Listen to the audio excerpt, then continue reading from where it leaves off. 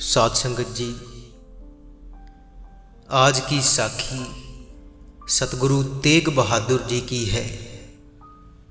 जब श्री गुरु हरकृष्ण जी महाराज जी ने अपनी देह त्यागी थी और सतगुरु ने सिखों के 9वें गुरु होने का संदेश बाबा बकाला में दिया था, और बकाला में इस बात को लेकर भ्रम बहुत बढ़ गया था और हर कोई अपने आप को सिखों का गुरु बता रहा था।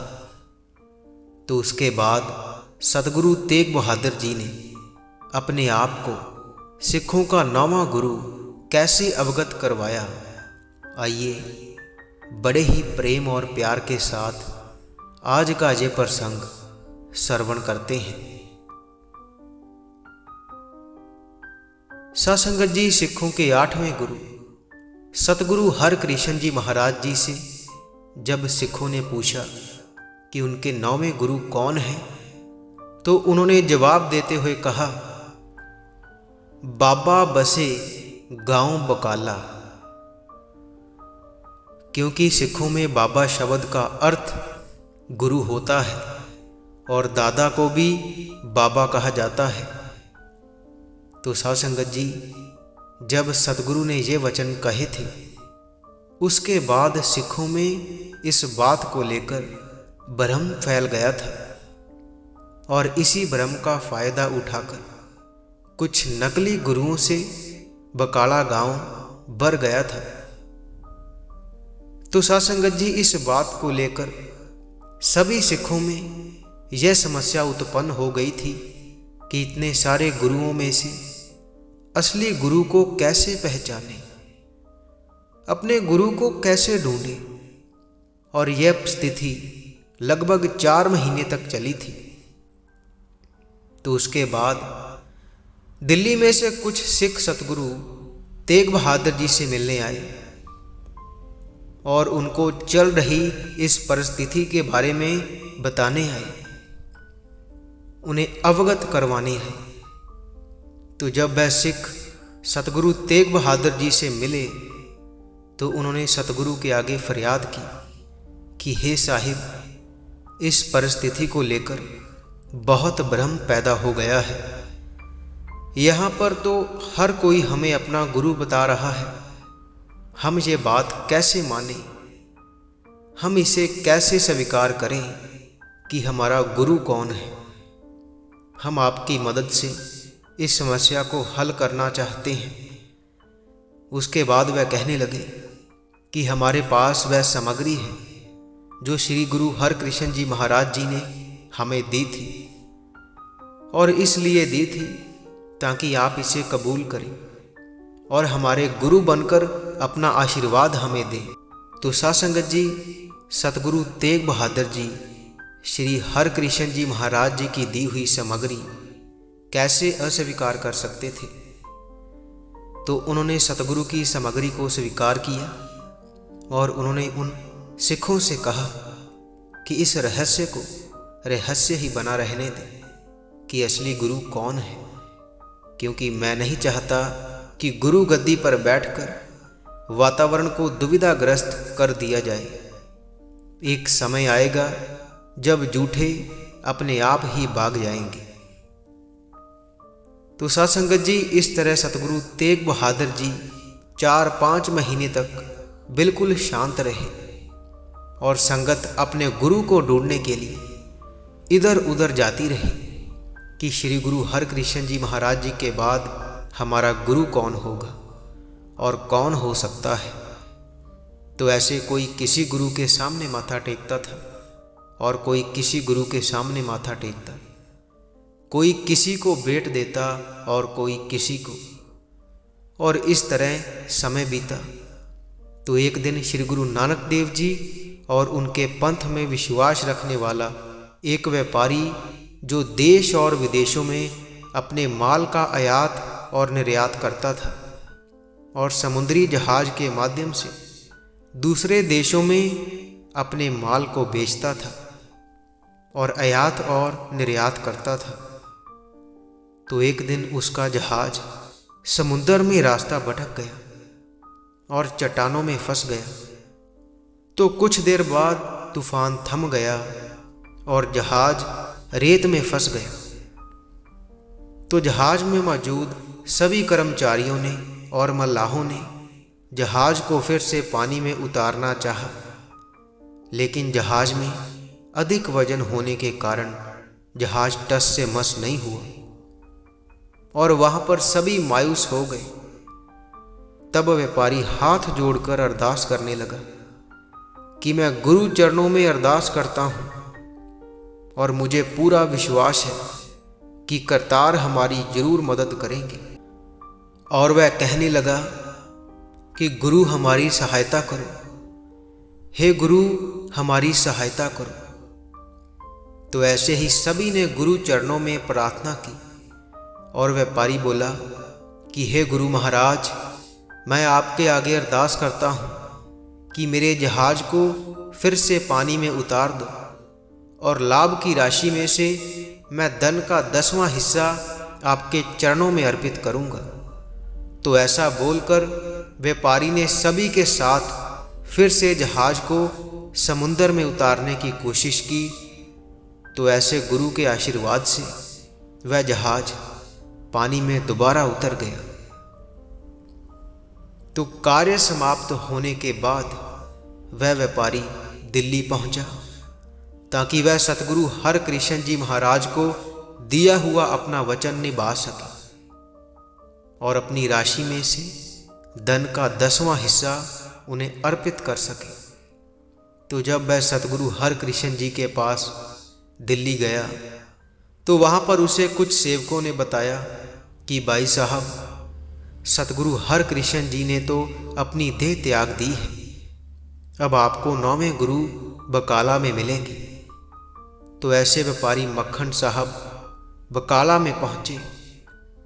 तो वहां पर जब उनकी मुलाकात कुछ गुरुओं से हुई तो व्यापारी मक्खन शाह ने उनसे पूछा कि सिखों के 9वें गुरु कहाँ हैं।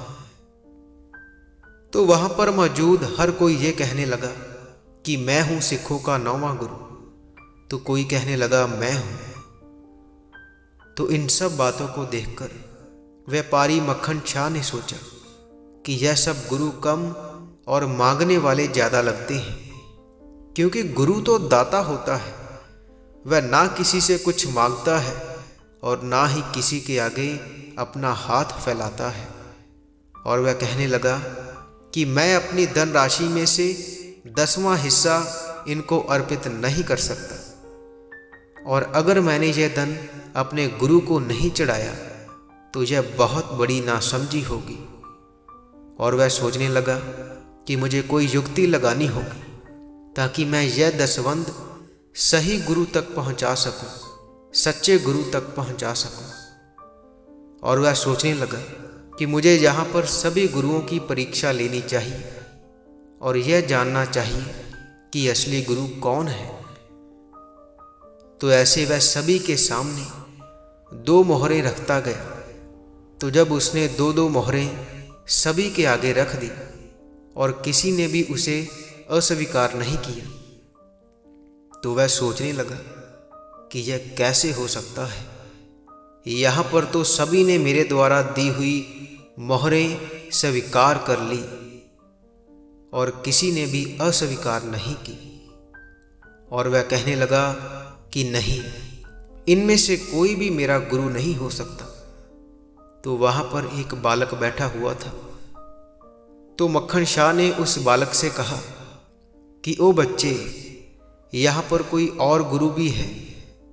तो उस बालक ने कहा कि यहाँ पर एक व्यक्ति तो है जो गुरु परिवार से है, लेकिन वह अपने आप को सिख गुरु नहीं कहते और ना ही वह किसी से मिलते हैं। तो व्यापारी मक्खन शाह ने उस बालक से कहा कि तुम मुझे उनसे मिलवा दो।